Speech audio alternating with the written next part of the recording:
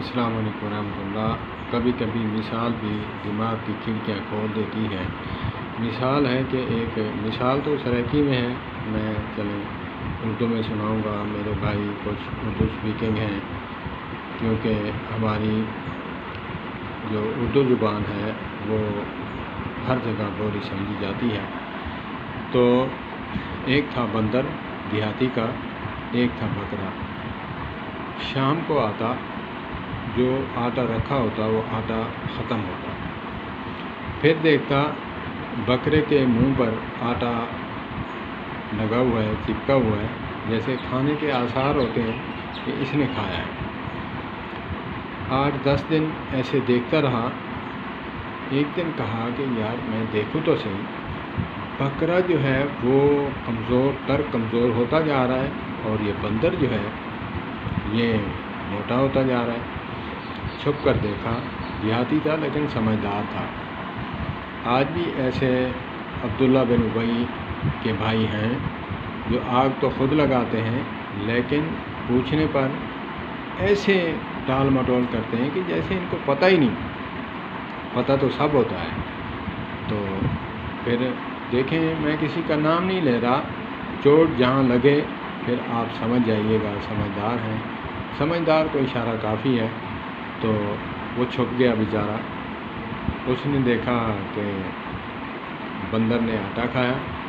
آٹا کھانے کے بعد آخری جو ہاتھ ہیں آٹے میں ڈبو کر، پانی سے بھگو کر اس کے بوتھے پہ لگا دیا،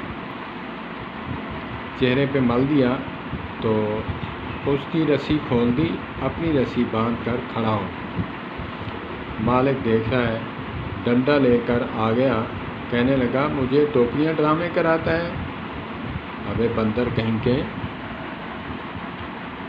کہا کہ میں بھی کہوں کہ تو موٹا ہوتا جا رہا ہے، تیری گردن جو ہے وہ سماتی نہیں، تو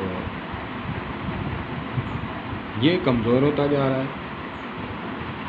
اللہ نے مجھے سمجھ دی، میں نے آج دیکھا، اس گناہ سے میں بچ گیا۔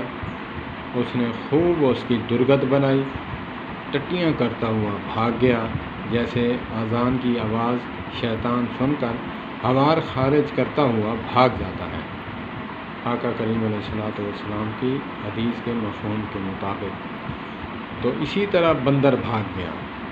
تو آج بھی ایسے منافقین، رئیس المنافقین عبداللہ بن ابی کے جو روحانی بیٹے ہیں، اولادیں ہیں، ایسے ہیں جو آگ لگا دیتے ہیں، پھر بس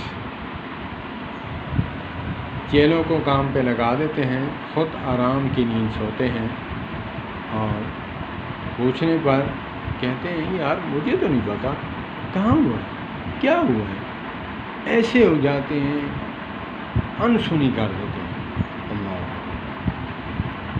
تو اللہ پاک ہمیں سمجھ عطا فرمائے، اور جیسے دیہاتی کو سمجھ آ گیا، اور گھر میں بھی ساس اور بہو کے معاملات میں اس دیہاتی کی طرح بن کر سمجھداری کے ساتھ گھر کو چلانا چاہیے۔ اللہ پاک آج کے نوجوانوں کو توفیق دے، اگر ان کے حصے میں توفیق ہے تو۔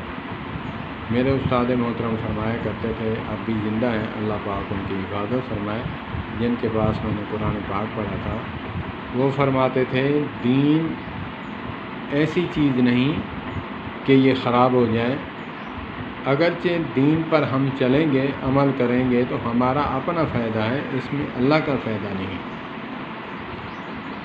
تو اسی طرح اللہ پاک ہمیں سمجھ عطا فرمائے، نفاق اور منافقت سے ہمیں محفوظ فرمائے، کیونکہ کافر سے